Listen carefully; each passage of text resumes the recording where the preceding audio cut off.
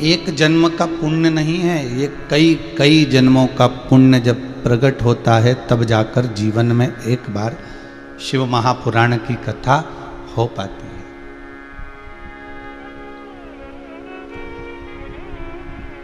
और आप भी जितने श्रोता कथा को सुनने के लिए बैठे हैं, टीवी चैनल के सामने मोबाइल को सम्मुख में रखकर ऑनलाइन शिव महापुराण की कथा को सुन रहे हैं, कहीं ना कहीं आपका भी जीवन का कोई पुण्य ऐसा होगा जो बैसाख के महीने में भगवान शंकर की कथा श्रवण कर कर अपने पूर्वजों को अपन पार लगा रहे हैं।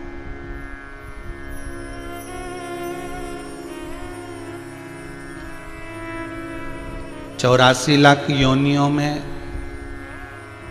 ये मानव का जो शरीर है ये अंतिम बिंदु है,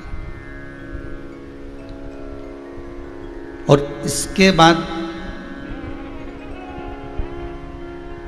कोई अगर चाहोगे तो जन्म मिलेगा और नहीं चाहोगे तो नहीं मिलेगा।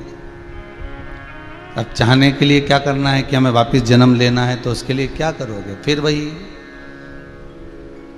छल कपट बेईमानी प्रपंच में फिर पड़ गए, फिर 84 लाख योनियां काटते काटते फिर मनुष्य की देह मिल गई, और मनुष्य की देह मिलने के बाद में फिर भगवान ने मौका दिया कि अब ये जो मानव का जो शरीर है ना, ये सीढ़ियों से चढ़ते जाओ चढ़ते जाओ चढ़ते जाओ चढ़ते जाओ, आखिरी में ऊपर टावर पर पहुंच जाओ, उसके बाद में फिर कुछ भी नहीं बचा।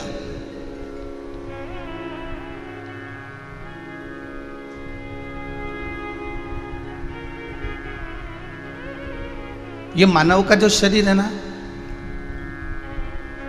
पुण्य कर कर पुण्य कमाने का है, पाप कर कर पाप कमाने का है, व्यभिचार कर कर व्यभिचार कमाने का, निंदा कर कर निंदा कमाने का। कोई कोई माताएं ऐसा सोचती है कि मैं अगर निंदा करूंगी तो मेरी कोई निंदा नहीं करेगा। ये भूल है आपकी। आपने जो दिया है वो आपको मिलना ही है। जो आपने प्रदान करा है उसको कोई टाल नहीं सकता। कोई झूठ बोलने वाला ये विचार करे कि मैंने आज झूठ बोल दिया और झूठ बोलकर मैंने इतना कमा लिया, या मैंने झूठ बोलकर इतना इकट्ठा कर लिया, अब कोई मेरे को छल नहीं सकता। तो मालूम पड़े कोई व्यापार के अंतर्गत ही कोई व्यक्ति ऐसा आ जाता है, आपने उसको माल पहुंचाया, आपने उसको सामान पहुंचाया, और मालूम पड़े फिर वो पैसे अटका कर बैठ गया और वो पैसा ही नहीं दे रहा। आप उसके हाथ जोड़ लिए, पेड़ पड़ लिए, आप उसको बार बार फोन लगा लिए, आप उसको बार बार निवेदन कर लिए, उसके बाद भी वो धन नहीं दे रहा। तो विचार करना एकांत में बैठ कर कि अपन ने कोई ऐसा कर्म तो नहीं करा था, अपन ने किसी से छल कर कर इकट्ठा कर कर नहीं रखा हो, नहीं तो वो अपना ज्यादा से ज्यादा चले जाए।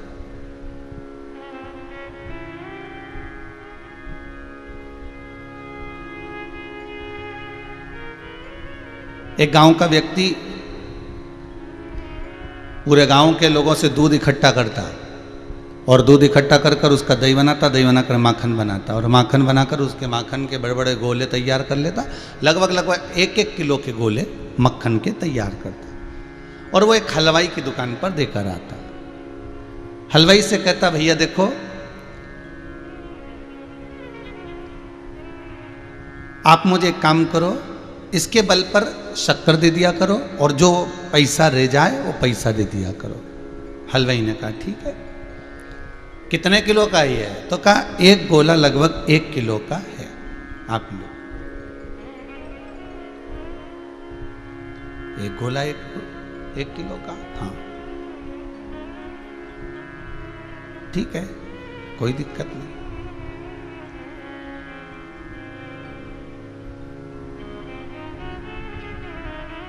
अब जब एक गोला 1 किलो का है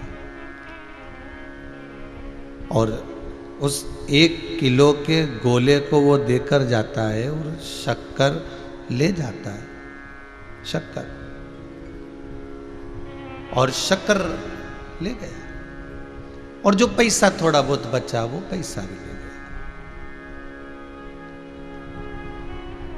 अगर मान लो वो गोला दे गया और पैसा ले गया और प्रतिदिन का यही काम था,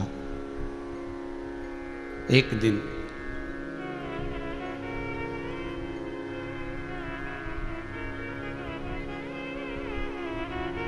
हलवाई ने विचार करा कि इसका जो गोला लेकर आता है जरा मैं तोल के देखूं। उसने तोला तो वो गोला केवल 900 ग्राम का ही था।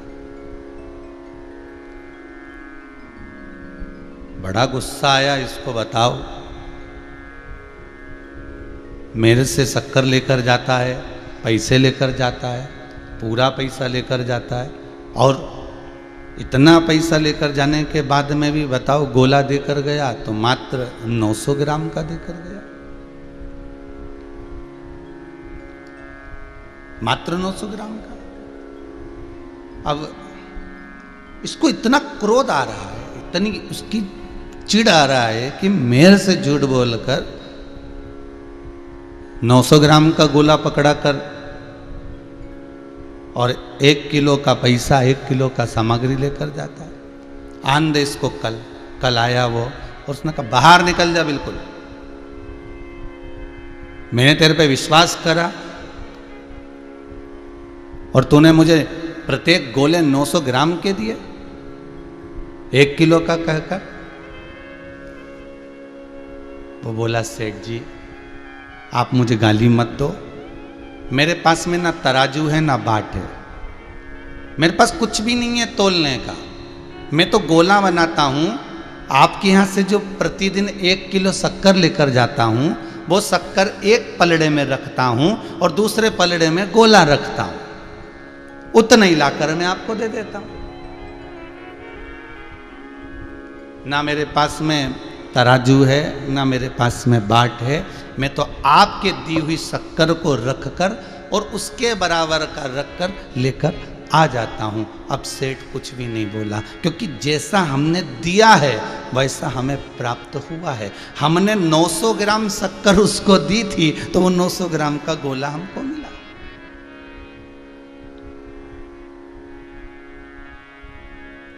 इस मनुष्य की देह में, इस मानव के शरीर में हम पुण्य का गोला अगर दे रहे हैं तो पुण्य का गोला ही हमको प्राप्त हो रहा है। इस मानव के शरीर में अगर हम धर्म कर रहे हैं, सत्कर्म कर रहे हैं, कुछ भगवत नाम कर रहे हैं, कुछ स्मरण कर रहे हैं, कुछ कीर्तन कर रहे हैं, कुछ नाम जाप कर रहे हैं, कुछ हम भगवान को भजन कर कर देने का प्रयास कर रहे हैं, तो वही भजन हमको पुनः प्राप्त हो। केवल एक मनुष्य की देह एक ऐसी है जिसमें जो दोगे वैसा आपको मिलेगा। आप नाम मंत्र जाप करोगे, मंत्र जाप मिलेगा। आप स्मरण करोगे, आपको स्मरण ही मिलेगा। तो कहा ये स्मरण कैसे मिल सकता है? तो कहा शंकर भगवान राम नाम का जाप करते हैं और कोई राम जी से जाकर पूछ ले कि तुम किसका जाप करते हो, तो वो शंकर का करते हैं। शिव महापुराण की कथा कहती है संसार का मानव, मृत्यु लोक में रहने वाला मनुष्य जब भगवान का भजन करता है, चाहे राम का करो, चाहे कृष्ण का करो, चाहे शिव का करो, तुम्हारी मर्जी पड़े उसका करो, जब मृत्यु लोक में रहने वाला मानव जिस भगवान का भजन करता है, भगवान अपने स्थान पर बैठकर उस मानव का भजन करता है।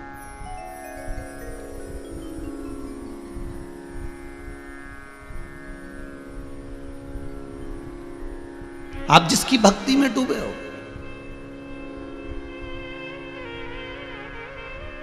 आप जिसके स्मरण में डूबे हो। अब देखिए पार्वती मैया तप कर रही है, और माता पार्वती जी जब तप कर रही हैं तो शंकर जी को इसका भान है कि पार्वती तप कर रही है।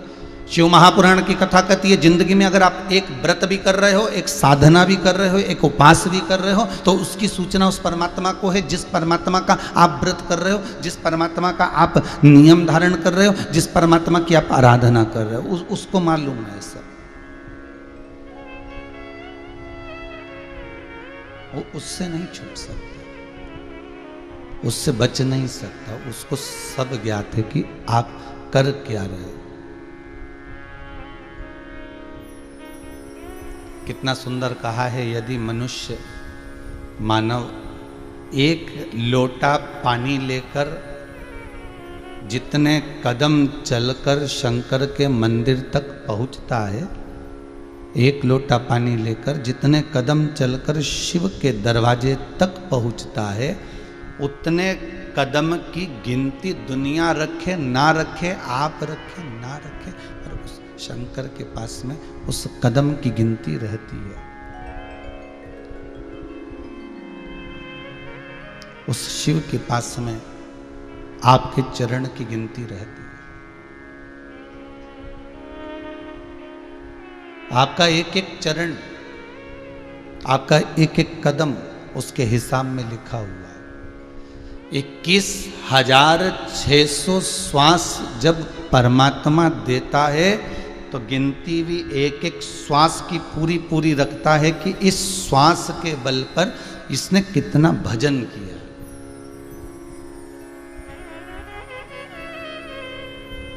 इसने कितना स्मरण किया।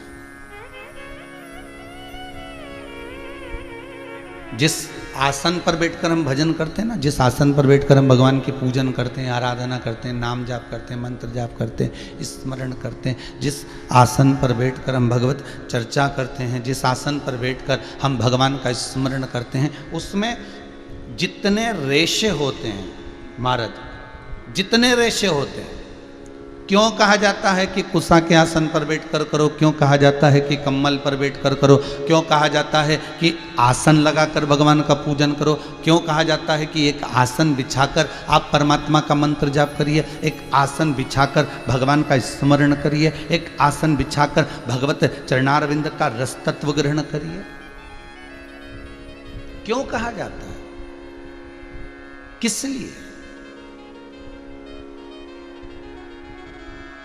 एक आसन की महत्वता को दर्शाने के लिए नहीं, उसकी महत्वता यह है कि जितने उस आसन में रेशे होते हैं, जितने उस आसन में रुए होते हैं, जितने उस आसन में धागे होते हैं, हम एक बार अगर राम का नाम लेते हैं, हम एक बार भगवान का स्मरण करते हैं, तो वो जो धागे, जो रेशे, जो बिंदु उस आसन में हैं जिस पर हम बैठे हैं, एक बार मंत्र बोलने पर उसका संपूर्ण पुण्य उतना प्राप्त हो जाता है जितना उस आसन में रेशे हैं।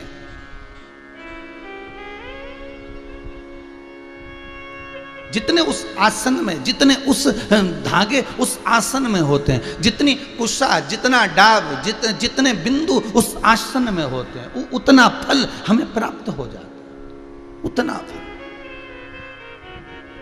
आप जितने लोग आस्था चैनल पर कथा सुन रहे हो, जितने फेसबुक यूट्यूब पर कथा सुन रहे हो, मोबाइल पर कथा सुन रहे हो, आप लोग अपने घर में जब पूजन करते होगे, आप जितना स्मरण करते होगे तो एक आसन बिछाते होगे। अब एक बहुत अच्छी तरह से समझ लेना, तुम्हारे घर के मंदिर में देवी जी की मूर्ति भी है, तुम्हारे घर के मंदिर में शंकर जी की प्रतिमा भी है, स्वरूप भी, शिवलिंग भी है, तुम्हारे घर के मंदिर में गणेश जी भी है, तुम्हारे घर के मंदिर में शंख देव भी रखे हैं, तुम्हारे घर के मंदिर में घंटाल भी रखा हुआ है, गरुण घंटाल, तुम्हारे घर के मंदिर में गणेश जी भी बैठे हैं, तुम्हारे घर के मंदिर में देवता भी बैठे हैं, तुम्हारे घर के मंदिर में कुल देवी भी बैठी है। इतने बड़े मंदिर में और भी देवी देवता हो सकते हैं, उनका नाम हमें ध्यान में नहीं होगा। बद्रीनाथ गए होगे तो बद्री विशाल, केदार गए हो तो केदारनाथ, तो उज्जैनी गए होगे तो महाकाल, काशी गए होगे तो विश्वनाथ, शिरडी गए होगे तो बाबा, तो जितने भी होंगे आपके यहाँ बहुत सारे देवी देवता विराजमान होंगे, ये पक्का। जितने कथा सुन रहे हो, ऐसा किसी का घर नहीं जिसके घर में भगवान नहीं, सबके घर में। जो नहीं सुन रहे उनके यहाँ भी है। एक आले में, एक मंदिर में बहुत सारे भगवान रखे हुए हैं। अब आप ध्यान दीजिएगा जरा, आप आरती उतार रहे हो भगवान नारायण की, आप आरती उतार रहे हो लक्ष्मी जी की, आप आरती उतार रहे हो बद्रीनारायण की, आप आरती उतार रहे हो श्री गणेश जी महाराज की। जय गणेश जय गणेश जय गणेश देवा, माता जाकी पार्वती पिता महादेवा। या आपने आरती उतारी जय जगदीश हरे, या आपने आरती उतारी जय शिवा ओमकार। अब आरती केवल आप शंकर की गा रहे हो, आरती केवल आप भगवान विष्णु की गा रहे हो, आरती केवल आप भगवान आदि आदि गणेश जी महाराज, देवी देवता, जिसकी भी आप आरती गा रहे हो, जिसका भी आप भजन कर रहे हो, आरती आप केवल एक देवता की गा रहे हो, पर आप आरती सारे देवता कितने सारे बैठे हैं, तो गणेश जी के बाद क्या तुम देवी जी की आरती गाओगे? जितने लोग आस्था पे सुन रहे हो सही बताना, गणेश जी के बाद देवी जी की गाओगे, देवी जी के बाद शनि महाराज की गाओगे, शनि महाराज के बाद गुरु महाराज की गाओगे, गुरु महाराज के बाद में शंकर जी की गाओगे, शंकर जी के बाद में लक्ष्मी जी की गाओगे। जितने देवता तुम्हारे मंदिर के अंदर बैठे हैं, क्या सारे देवी देवता की आप आरती गाओगे क्या? नहीं, आरती एक गा रहे हो, आरती एक बार। और इतने दिए भी नहीं लगाओगे कि गणेश जी के लिए अलग दिया लगाया, शनि महाराज के लिए अलग लगाया, राहु के लिए अलग लगाया, शंकर जी के लिए अलग लगाया, कुल देवी का दिया अलग, कुल देवता का दिया अलग, ये नहीं है। दिया एक लगा है, आरती एक बोली जा रही है। फिर सारे देवताओं को ये आरती स्वीकृत कैसे होगी? सारे देवताओं की आरती का पुण्य हमें कैसे मिलेगा? तो शिव महापुराण की कथा कहती है, स्कंद पुराण कहती है, पद्म पुराण कहती है कि जिस आसन पर बैठकर हम आरती करते हैं और वो जिस तरह से गुथा हुआ होता है, उसमें जितने धागे लगे होते हैं, उतने ही देवताओं की आरती का पुण्य हमारे खाते में पहुंच जाता है। हमें अलग से किसी देवता की और आरती उतारने की जरूरत नहीं पड़ती कि गणेश जी की हम अलग से उतारेंगे, कुल देवता की अलग से उतारेंगे, उन देवता की अलग से उतारेंगे, उन देवी की अलग से उतारेंगे। नहीं नहीं, आरती एक है, मंत्र एक है, स्मरण एक है, नाम जाप एक है, पर आसन पर बैठकर सबकी प्राप्ति हमें होगी।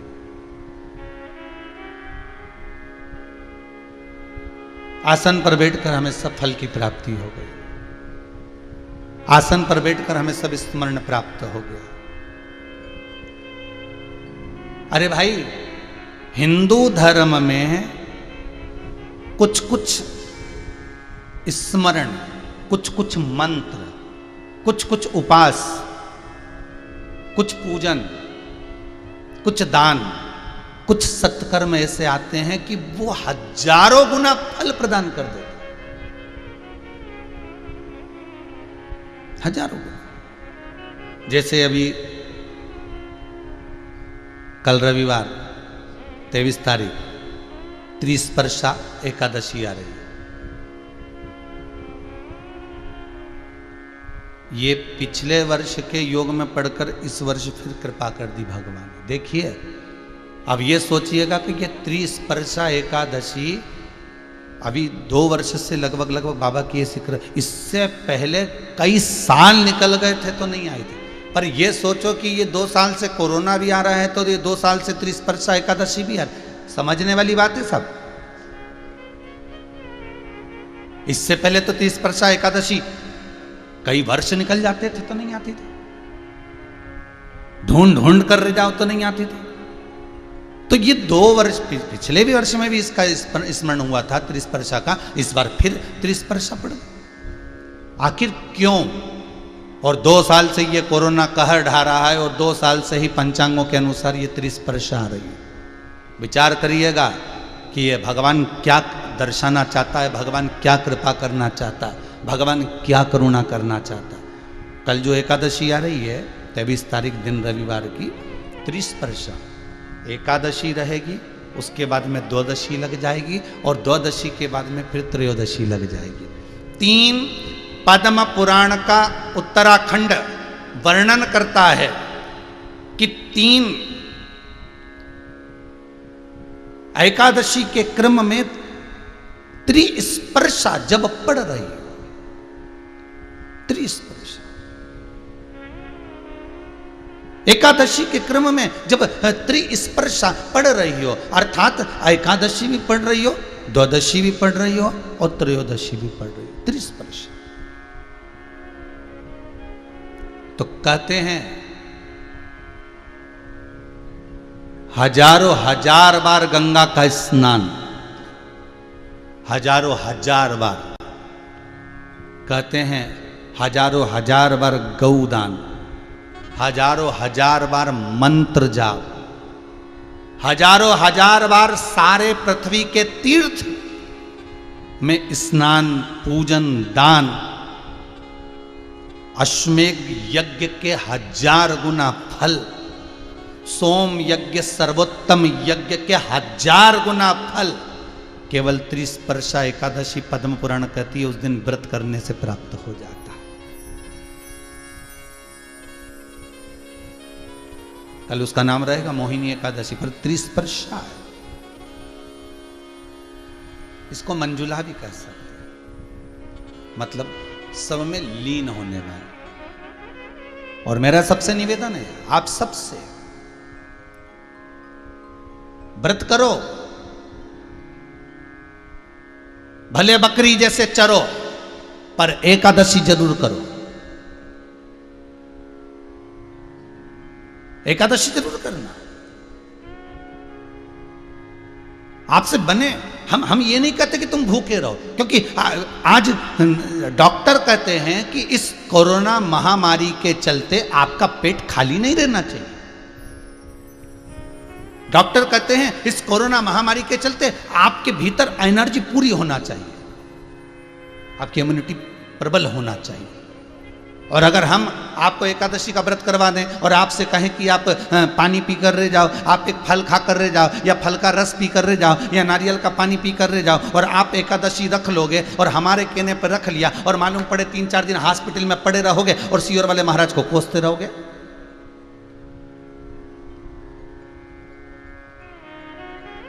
अरे भाई, शिव महापुराण की कथा करते हैं, जजमान हमसे पूछते हैं, कई जजमान पूछते हैं, वो तो भले हैं सोमानी जी जिन्होंने एक बार भी नहीं पूछा है, तो कई जजमान हमसे पूछते हैं कि हम व्रत करेंगे कि ना करें, हम करें कि ना करें। सोमानी जी ऐसे निकले, इनसे हमें पूछना पड़ा। तो जजमान हमसे पूछते हैं कि हम व्रत करें 7 दिन शिव महापुराण के कि ना करें। हमने पूछा ये बताओ पहले तुम्हें शुगर वुगर तो नहीं है, बीपी में ऊंचा नीचा तो नहीं हो रहा? तो कहे गुरुजी शुगर भी है, बीपी भी। तो हमने कहा खूब प्रेम से तुम तो भोजन करो साहब और कथा सुनो। मालूम पड़े तुम व्रत करो और मालूम पड़े हॉस्पिटल में पड़े रहो, तो कथा किसको सुनाएंगे? इसलिए तुम तो खूब शिव महापुराण की कथा कर रही है, पद्म पुराण कर रही है कि त्रिस्पर्शा एकादशी में अगर घर के बच्चे भी हैं, घर के बुजुर्ग भी हैं, घर के बड़े भी हैं, और हो सकता है अगर उनसे बन जाए, तो हम ये नहीं कहते कि तुम जल पर रहना, हम ये नहीं कहते कि तुम नारियल पानी पर रहना। हाँ, डॉक्टर कहते हैं अभी आपको आपकी एनर्जी प्रबल चाहिए, अगर भूखे रखेंगे तो हो सकता है कोई तकलीफ हो। इसलिए खूब प्रेम से आप तो बकरी जैसे चरो, पर एकादशी करो और त्रिस्पर्शा को छोड़ना। महाराज, ये वो एकादशी है जिसमें हमने दान करा, पुण्य करा, सत्कर्म करा, भजन करा, मंत्र जाप करा, नाम जाप करा, नाम स्मरण करा, नाम कीर्तन करा, नाम भगवान की भक्ति में जैसे जैसे हम डूबते चले जाते हैं, कहते हैं इसका फल हजारों लाखों गुना हमें अपने आप प्राप्त हो जाता है, अपने आप। ये त्रिस्पर्शा है।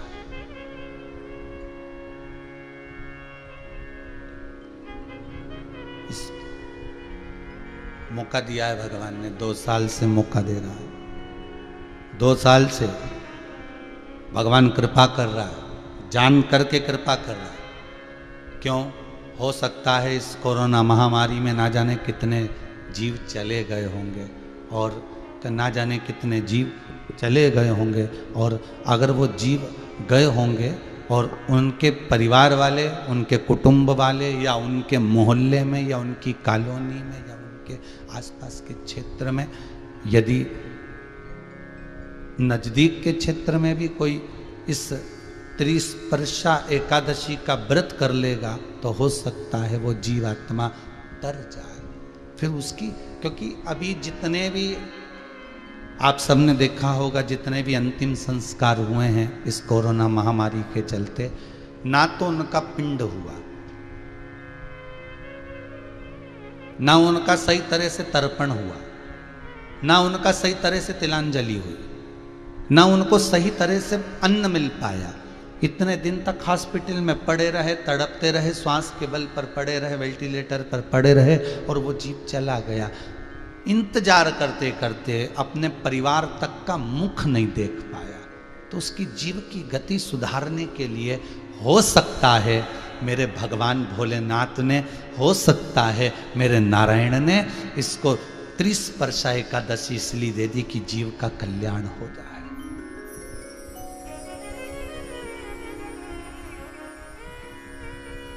करो।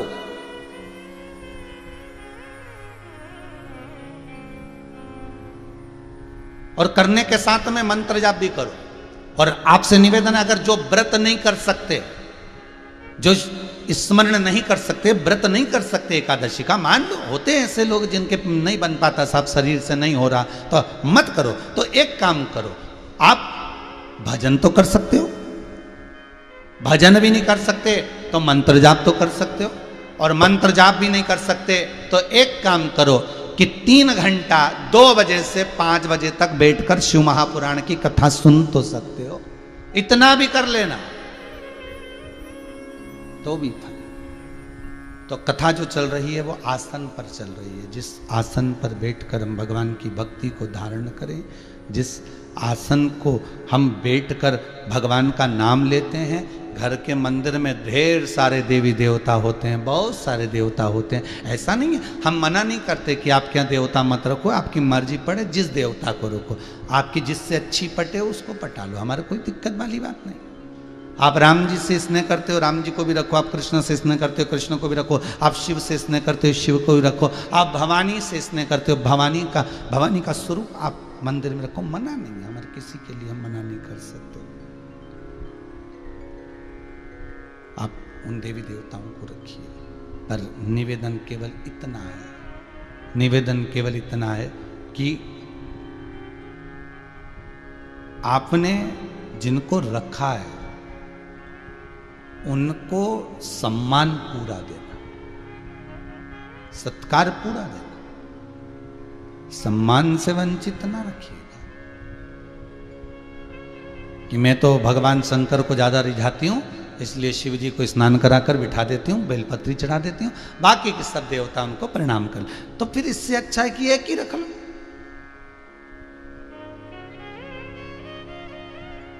मैं ठाकुर जी से ज्यादा लाड लड़ाती हूँ, मैं ठाकुर जी का भजन ज्यादा करती हूँ, बाकी के देवताओं को मैं नमन करती हूँ, तो फिर ठाकुर जी को रख लो।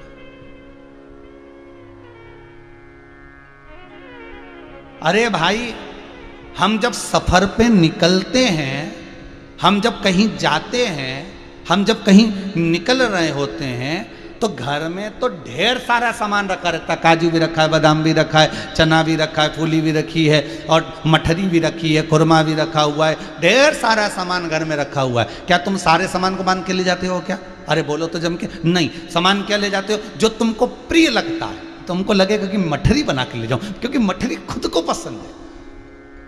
और पति को मठरी पसंद नहीं है, पति ने कहा कि मेरे लिए तो चने रख लेना, तो उसके लिए चने रखा। जो चीज तुम्हें प्रिय लगेगी, जो चीज तुम्हें अनुकूल लगेगी, अच्छा लगेगा, तुम उसको लेकर जाओगे। उसी तरह परमात्मा की सेवा में, भगवान की भक्ति में, भगवान की दृढ़ता में, भगवान के स्मरण में, आपकी दिल को, आपकी चित्तवृत्ति को जो अच्छा लगे, आप उसको जप लो, आप उसकी स्मरण भक्ति में डूब जाओ, आप उसके मंत्र जाप में डूब जाओ। और जब आप उसके मंत्र जाप में डूब जाओगे तो वो स्वयं कहते हैं, हम जिस भगवान का भजन करते हैं, भगवान हमारा भजन करता है।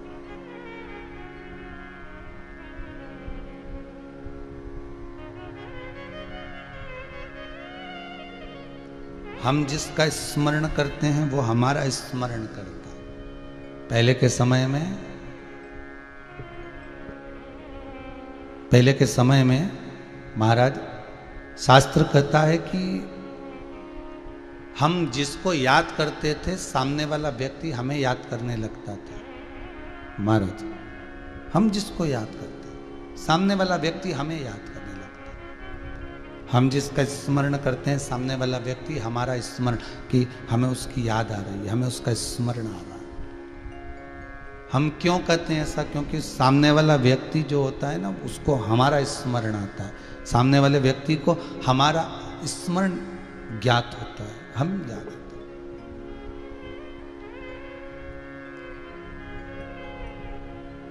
नैन लड़े त्रिपुरारी से, मैं उनकी हो गई,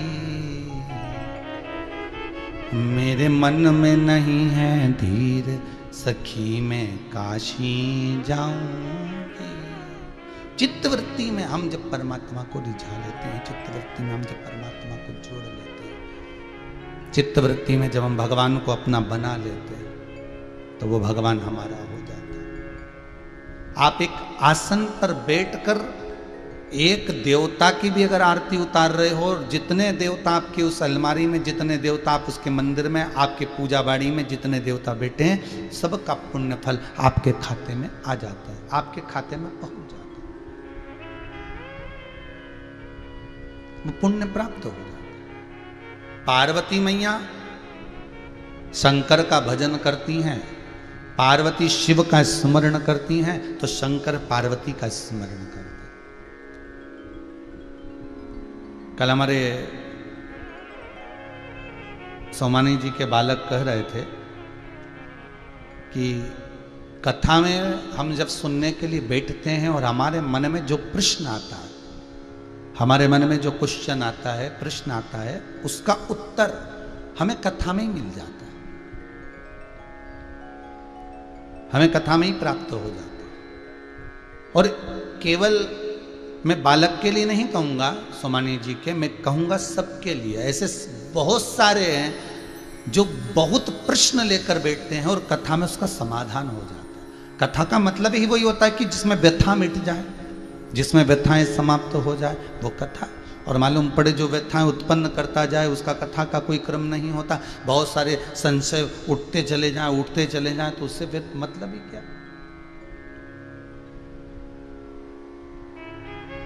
महाराज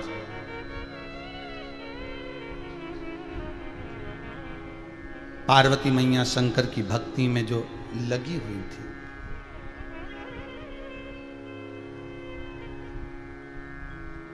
वो भक्ति इतनी प्रबल थी कि शिव पार्वती को पाने के, आपके व्रत में इतनी प्रबलता होना चाहिए कि भगवान आपको पाने के लिए भी तरसे।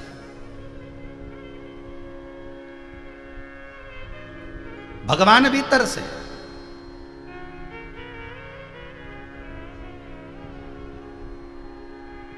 कभी कभी किसी किसी मंदिर में जो भगवान का प्रिय भगत होता है ना, जो भगवान का लाड़ लड़ाने वाला होता है, प्रिय होता है, और वो मंदिर में नहीं आया एक आध दिन, तो भगवान का जब श्रृंगार होता है ना, तो वो अपने आप गिरने लगता है।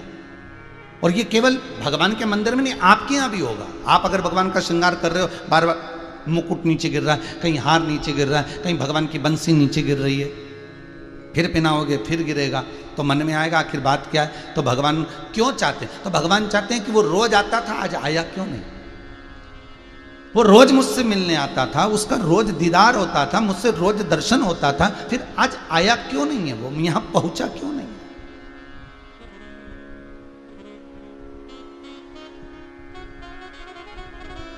आखिर किससे लिए?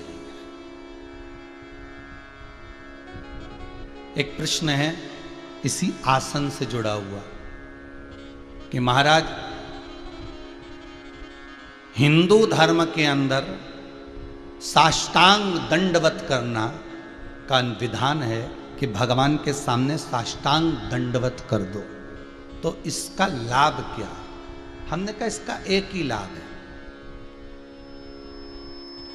जब हम पृथ्वी का स्पर्श करते हैं, जब हम पृथ्वी पर अपना मस्तक रखते हैं, तो रखते से ही हमारा एक व्यास कंप्लीट हो जाता है। व्यास मालूम है आप लोगों को?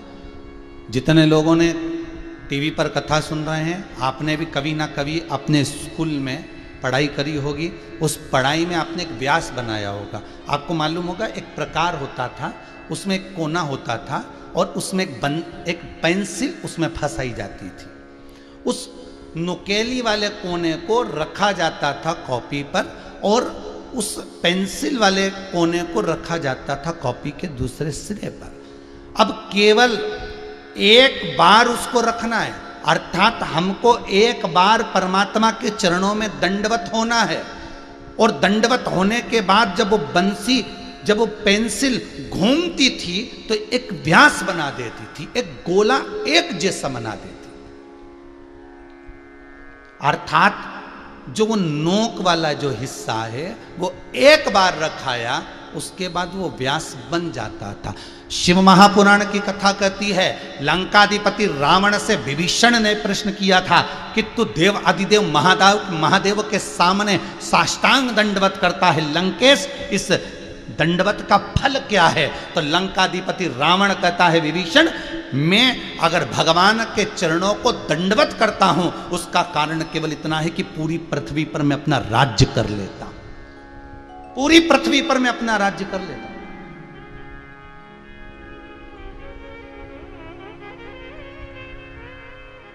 केवल एक दंडवत का फल इतना है।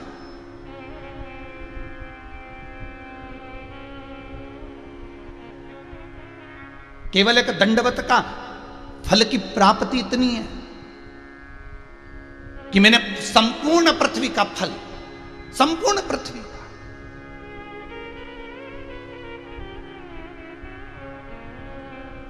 जैसे बीले के फल का रस शंकर को चढ़ा देने पर संपूर्ण पाप मनुष्य के छिन्न हो जाते हैं। अब दुनिया के लोगों ने वो बीले का रस तो हटा दिया और उसकी जगह लोग कहते हैं ईख का रस, गन्ने के रस का अभिषेक करवा। हमने कई लोगों से सुना, हमारे वो सेठ जी है ना, गन्ने के रस का अभिषेक कर रहा, 25 किलो गन्ने का रस बुलवाया है अभिषेक करने के लिए, 50 किलो गन्ने का रस बुलवाया। अरे शिव महापुराण की कथा में नहीं वर्णन, शिव महापुराण की कथा में वर्णन है, स्कंद पुराण में वर्णन है, लिंग पुराण में वर्णन है, नर्मदा पुराण में वर्णन है कि जो बेलपत्री का फल होता है उस फल का गुर्दा पानी के कलश में डाल दो और वो जल अगर समर्पित कर दिया तो ही पाप छिन्न हो जाते, रस ना भी मिले तो चलेगा।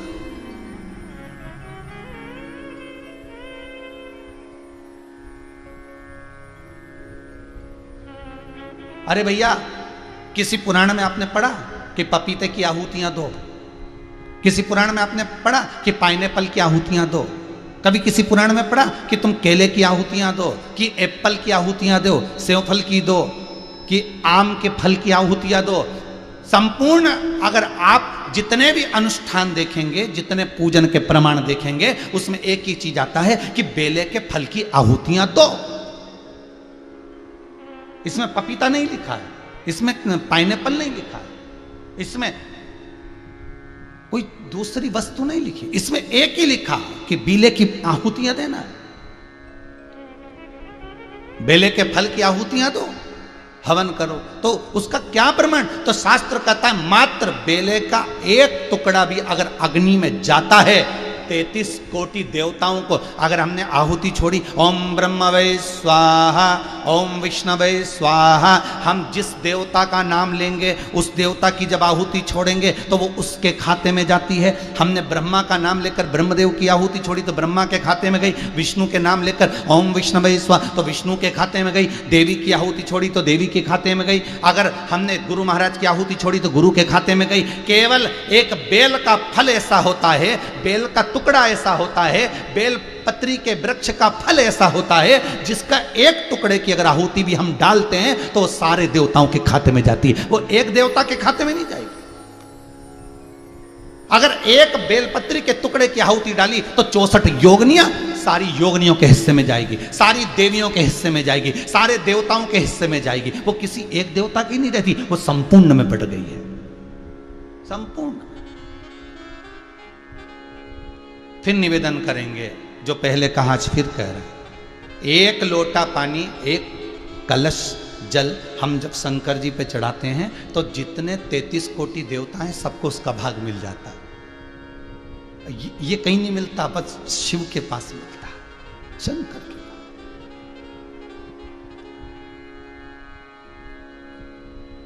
वो कहीं मिल नहीं सकता, बस मिलेगा तो वही। तो ये जो व्यास है, कई लोग कहते हैं बताओ दंडवत करके ढोंग कर रहे हैं, ढोंग नहीं कर रहे हैं, संपूर्ण ब्रह्मांड को अपना कर रहे हैं। अब लोगों को शर्म आने लगी है दंडवत करने में, कपड़ा देखना पड़ता है, गंदा तो नहीं हो जाएगा, और नर कपड़न से डरत है और नरक पड़न से नहीं। आज कपड़ों से डर लग रहा है कि दंडवत करेंगे तो कपड़ा गंदा हो जाएगा, अगर दंडवत करेंगे तो ये कपड़े बेकार हो जाएंगे। हमने तो कई कई लोगों को यहां तक देखा है कि मंदिर के अंदर अगर जाते हैं तो पांव में जो जूते पहन कर गए हैं उस जूते के जो मोजे होते हैं, सॉक्स जो होते हैं, उसको पहनकर भी मंदिर के अंदर चले जाते हैं।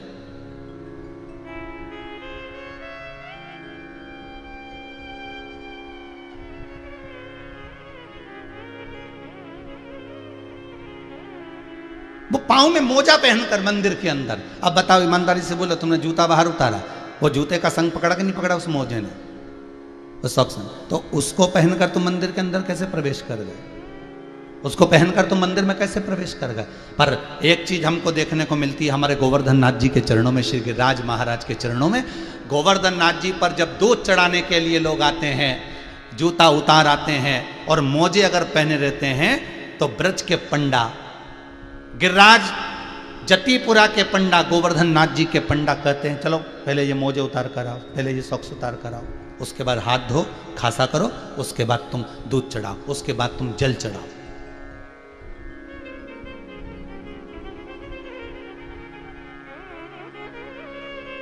वो संग तो वही है। करो दंडवत यहां से वहां तक, करो दंडवत।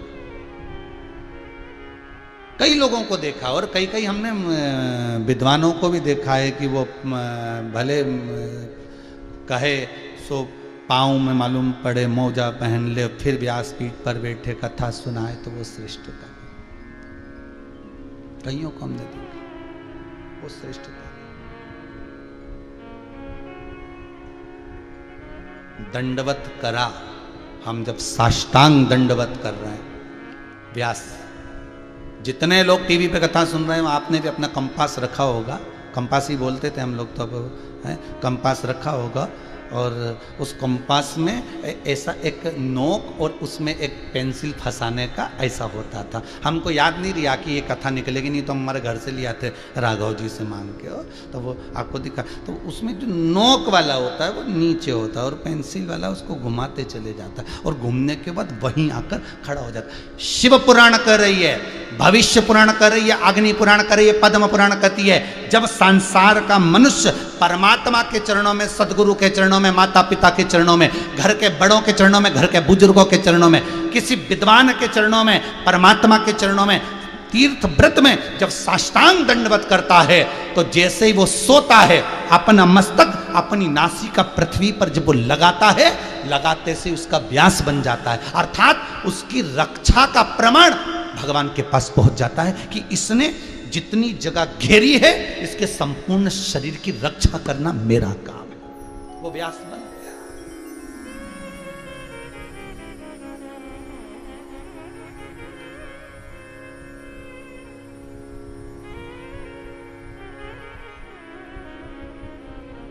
अब आप जितनी जगह घेर कर प्रणाम करें, दंडवत करें, अब वो गया समय, अब तो झुक के प्रणाम कर लेते हैं। अब वो भी समय गया, फिर धीरे धीरे समय आया घुटने ही पढ़ लेते हैं।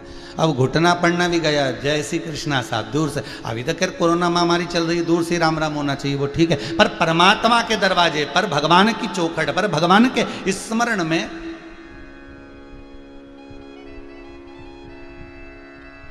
ये जो हाथ मिलाने का जो क्रम हुआ है ना आज के ज़माने में, ये बीमारी जो हो रही हाथ मिलाना, ये हाथ मिलाना हमारे हिंदू धर्म का प्रमाणित नहीं है। हाथ तो जब मिलाया जाता था कि तुम उससे एक हाथ की दूरी बना के चलना, मैं कभी चोट कर सकता हूं तेरे साथ। हाथ मिलाना मतलब चोट कर देना। जब जब दो संधि मिलते थे, जब जब दो दोस्त मिलते थे, जब जब दो मित्र मिलते थे, जब जब परमात्मा मिलता था, तो परमात्मा से मिलने के लिए लोग दंडवत करते थे, क्योंकि भगवान की मूर्ति इसको गले तो लगा नहीं सकते, तो दंडवत करते थे कि मैंने तुम्हें आलिंगन कर लिया। मित्र मिलते थे तो आलिंगन कर लिया, संधि मिलते थे तो आलिंगन हो गए।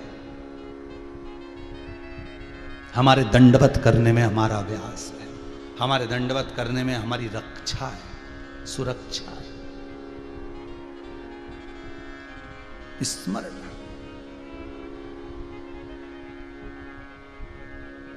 और फिर वो हमारा भजन, हमारे पार्वती मैया शिव जी के मंत्र जाप में जब डूबी तो शंकर भगवान को ज्ञात रहता रहा कि ये क्या कर रही है। आप अगर एक व्रत कर रहे हो, चाहे एकादशी का करो, चाहे प्रदोष का करो, चाहे सोमवार का करो, चाहे मंगलवार का करो, चाहे शनिवार का करो, आप जिस देवता का व्रत करते हो, जिस भजन को, जिस व्रत को आप करते हो, वो देवता की दृष्टि आपके ऊपर रहती है।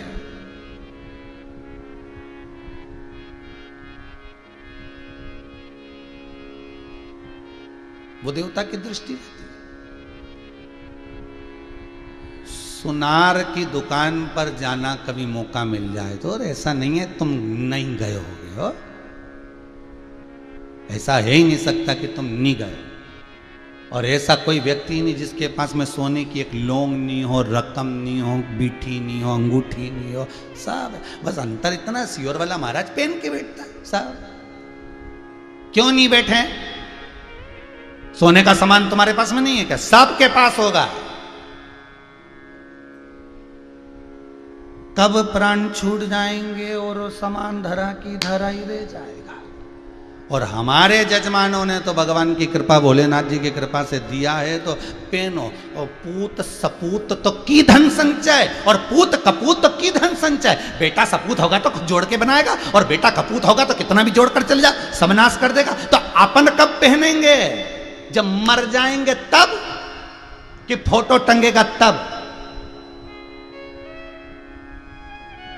कई लोगों को लगता होगा महाराज तो इतना पहनकर, शिव की कृपा, कुबेर भंडारी है। कुबेर भंडारी जब वो चोर को कुबेर बना देता है और सिंहासन पर बिठा देता है, तो अपन क्या, बस तुम तो जपते जाओ। जितना जपोगे, जितना भजोगे, उतनी कृपा शिव करता चले जाए। आप तो जपो, भजो,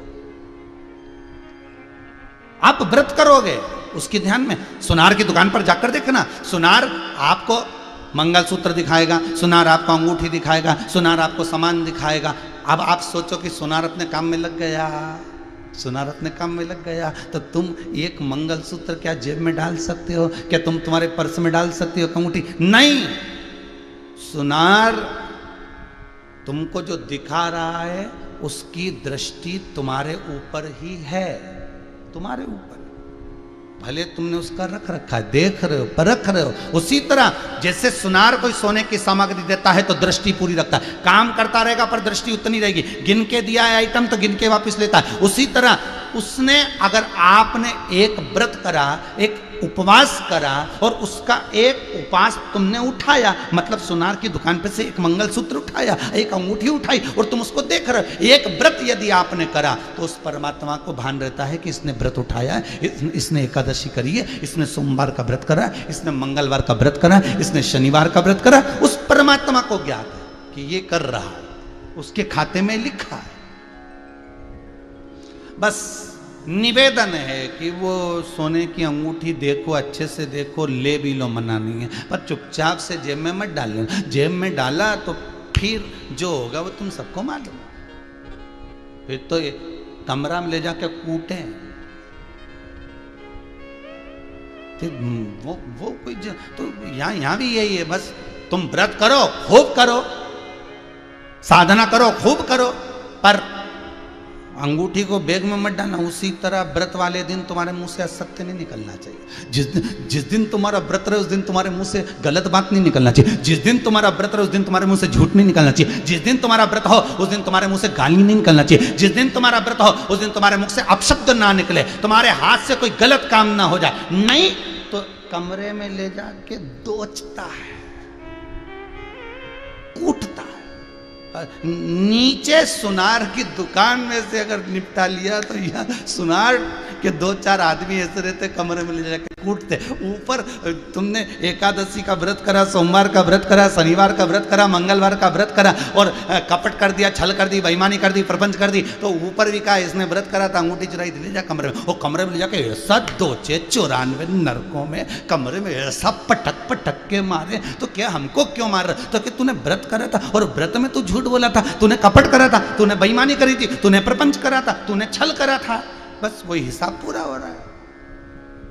करो, अंगूठी ले लो, मंगलसूत्र ले लो, देखो, पर लेना हो तो ले, नहीं लेना तो बात दूसरी, पर करो तो नियम से करो। व्रत करना है आपको, मना नहीं है। आप लोग, कई माताएं कहती हैं हम तो पशुपति व्रत करेंगे, कोई कि हम सोमवार का व्रत करेंगे, कोई कि हम संकट सोमवार करेंगे। पड़ोसन को देख देख के संकट सोमवार का व्रत रख लिया, और मालूम पड़े ऐसा व्रत रखा कि 2 घंटे से तो हॉस्पिटल में पड़ी, और क्या क्या अब मेरा संकट सोमवार का व्रत कैसे करूं? डॉक्टर बोल रहा बाद में कर लेना। फिर अगला व्रत आया तो बीपी ऊंचा नीचा हो गया, टेंशन में हो गया, मैं खाऊंगी नहीं, टेंशन हो गया। व्रत करो, मना नहीं है, पर तुमसे सधे वैसा करना, तुमसे सदैव ऐसा कर।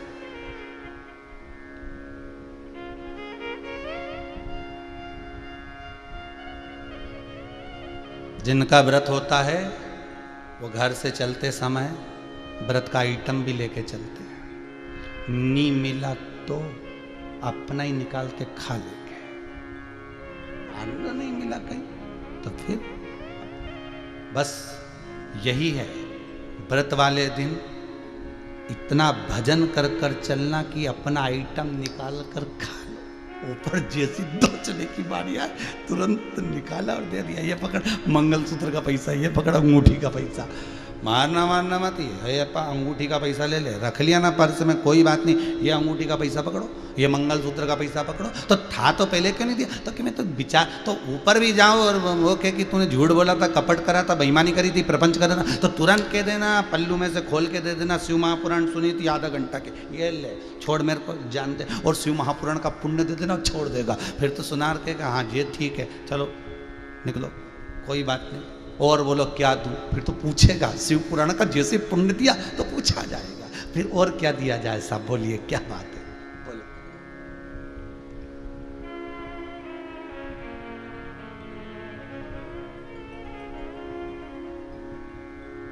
कितना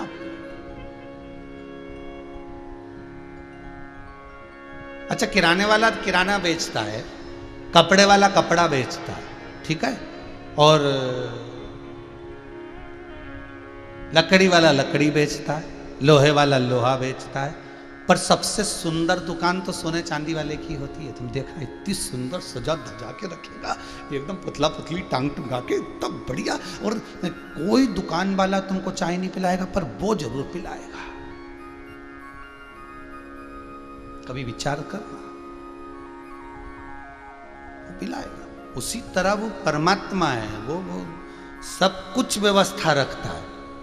मंत्र जपोगे, भजन करोगे, कीर्तन करोगे, स्मरण करोगे, नाम जाप करोगे, तो वो कह देता है मेरे पास में बहुत तरह तरह के आइटम हैं, 94 तरह का नरक, और ये बैकुंठ है, ये गौलोक धाम है, ये कैलाश पर्वत है, ये ब्रह्मलोक है, ये देवलोक है। तुम जितना भजन करा है, जिस वैरायटी का आइटम चाहिए माल देना पड़ेगा। तुमने कहा मैंने शिव महापुराण की कथा सुनी है, तो कह देगा जाओ इनको जरा हीरे की अंगूठी दिखाओ, कैलाश पर्वत छोड़ के आओ। अगर तुमने कहा कि मेरे पास में इतना रुपया है, मैंने भगवान विष्णु का भजन करा, तो कहेगा इसको बैकुंठ छोड़ के आओ, ले जाओ इसको जरा बढ़िया गोल्डन रूम दीजिए। तो ये आपके ऊपर है कि आपको चाहिए क्या,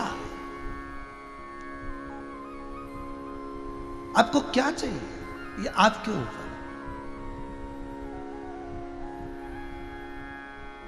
एक कथा पहले सुनाई है, वही कथा का प्रमाण फिर लेते हैं।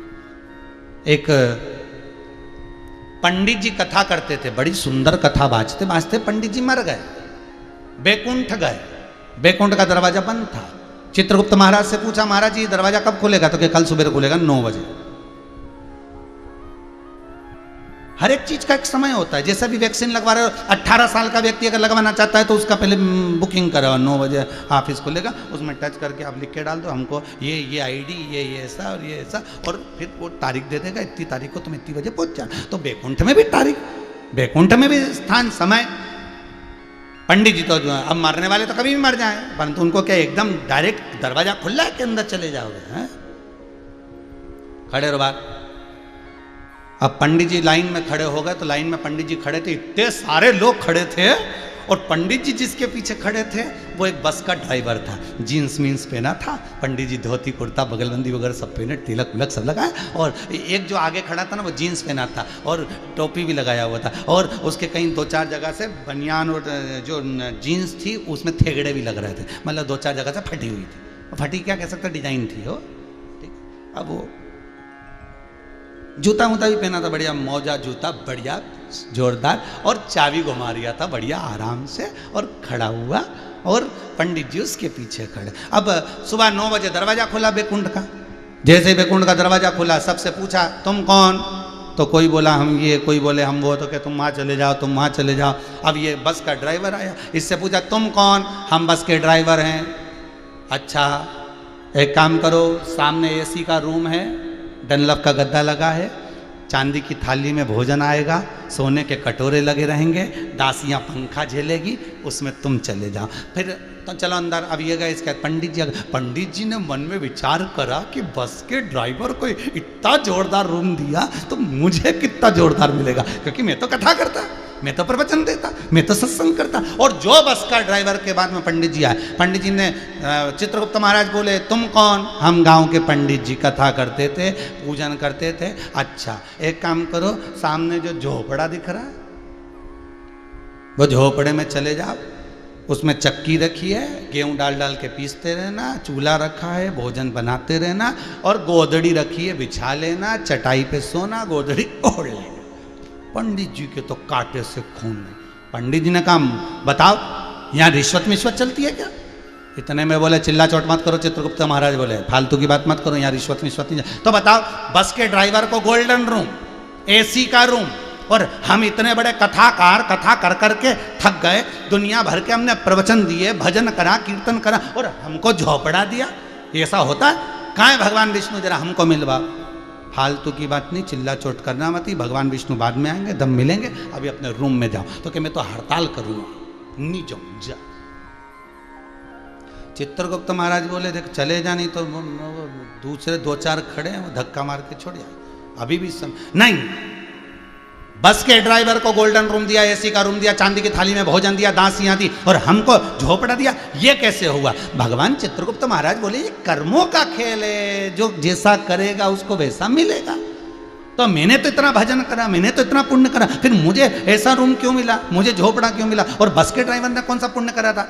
चित्रगुप्त महाराज बोले ये बस का ड्राइवर है, जब जब गाड़ी चलाता था इतनी तेज चलाता था कि अंदर जितने बैठते थे सब हनुमान चालीसा पढ़ते रहते थे, सब राम राम जपते रहते थे। इसलिए ये जब मरा तो इसने इतना भजन करवा के मरा, इसलिए इसको एसी का रूम मिला। और महाराज तुम जब कथा कहते थे तो लोग दीवार से टिक टिक के सोते थे, इसलिए तुमको झोपड़ा मिला है।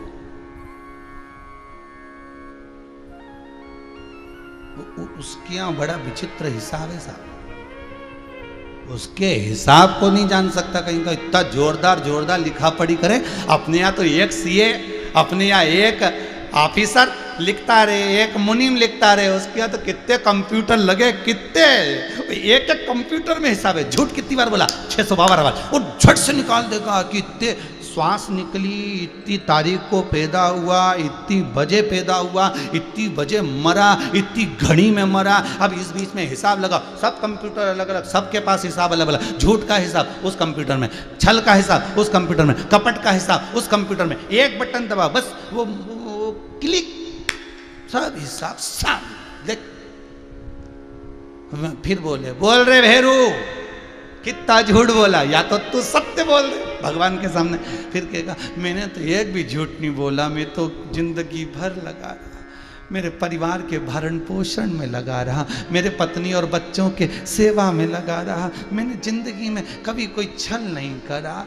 तो इतने में भगवान बोले पत्नी, बच्चे, कुटुंब, कबीला, ये सब तुझे क्यों दिया? देने का कारण केवल इतना था कि तू जो पुण्य करेगा उसको पाप में बदलने के लिए, ये तू कमा कर लाएगा, इनको देगा, वो छल कपट बेईमानी पर सब, इसलिए तू हिसाब लगा ले। और वो हिसाब लगाया, आखिरी में शून्य पाया, रो दिया, बिलख दिया, तड़पने लगा, मुझे परेशान मत करो। बिलख दिया, रो दिया, तड़प।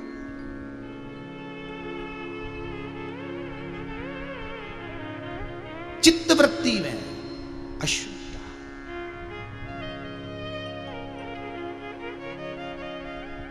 शरण में आए हैं हम तुम्हारी, दया करो है दयालु भगवन। अब रोएगा, अब प्रार्थना करेगा, अब निवेदन करेगा, अब स्मरण करेगा तो कहां महाराज दंडवत कर रहे हो तो समझ लेना अब भगवान संभाल लेगा। फिर वही वाली कथा आ गई, आप कथा संभालो, आप मंदिर संभालो, घर विश्वनाथ संभालेगा, तुम्हें नहीं संभालना। और वही हुआ, पार्वती जी ने जो भजन किया, पार्वती जी ने जो स्मरण करा, शंकर जी के विवेक में आ गया कि पार्वती मेरा भजन कर रही है। संसार का एक जीव, एक मछली, जलचर, थलचर, वायुचर, मृत्यु लोक में रहने वाला एक संसारिक मानव, क्या एक जीव भी अगर भजन करता है तो उसको मालूम है कि इसने मेरा स्मरण करा, इसने मेरा नाम जाप करा, इसने मेरा कीर्तन करा, उसको मालूम है।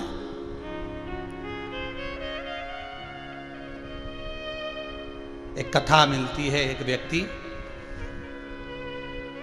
पैदल पैदल केदारनाथ जी के लिए जा रहा है,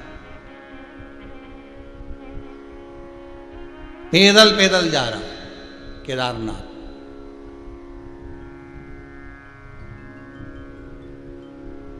स्मरण करता जा रहा है, हर शंभो हर हर शंभो, हर शंभो हर हर शंभो। स्मरण करता करता करता करता करता केदारनाथ जैसे पूछते पूछते जानते जानते केदारनाथ पहुंच गया। पहुंचने में थोड़ी सी देर हो गई। केदारनाथ जी का आज विराम दिवस, पट बंद होना था, बाबा को सोना था और ये पहुंच रहा है और वहां 20 मिनट पहले पट बंद हो गए। केदारनाथ जी की पालकी वापस आने लगी। पंडा जी के चरणों में, पंडित के चरणों में उस व्यक्ति ने पांव पकड़ लिए, मुझे दर्शन करा दो, बहुत दूर से आया, बहुत दूर से आया, आस और विश्वास लेकर आया हूं, मुझे दर्शन करा दीजिए। नियम नियम है और नियम होना भी चाहिए, नियम होना चाहिए। हम तो आप लोगों को पहले भी कहें जिंदगी में एक नियम बनाकर चलो, कोई भी एक नियम बना लो कि मैं शंकर जी के मंदिर में एक दाना चावल का चढ़ाऊंगी। कोई एक नियम बना लो कि मैं एक बेलपत्री, एक शमी पत्र, या ये भी नहीं कर सकती तो शंकर जी के मंदिर में 3 बार ताली बजाऊंगी। ये भी नियम नहीं बना सकते तो ये कैसा, मैं शंकर जी के शिखर का दर्शन देखकर भोजन करूंगी, मैं शंकर की चौखट का दर्शन कर कर भोजन करूंगा। एक नियम आप अपनी जिंदगी में बना सकते हो और उस नियम को निभाना परमात्मा को पड़ेगा। आप नियम आप बनाओ, निभाएगा वो।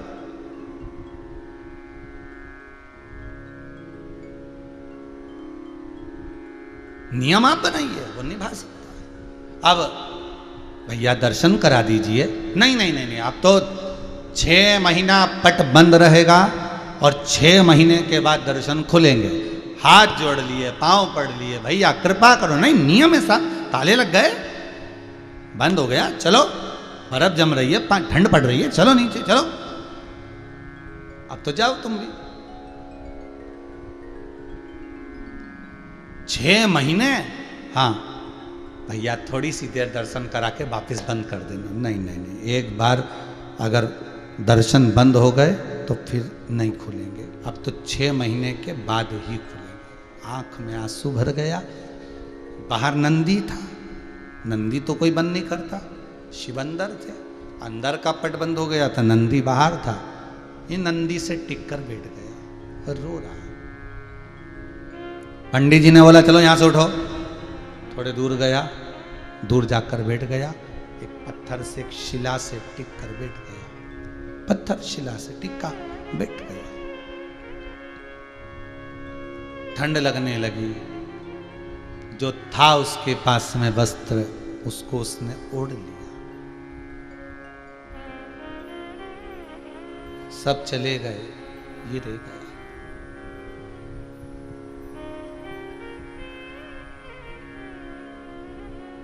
रात को और ठंड बढ़ी, आंख में से आंसू निकल रहे थे। मैं तेरे दर्शन के लिए आया और पट बंद हो गया। पैदल चलकर आया हूं, बड़ी दूर से आया, बड़ी दूर से। आप कृपा करेंगे तो दर्शन होगा। बंद पट। रात को एक कोई सन्यासी त्रिशूल लेकर, डमरू लेकर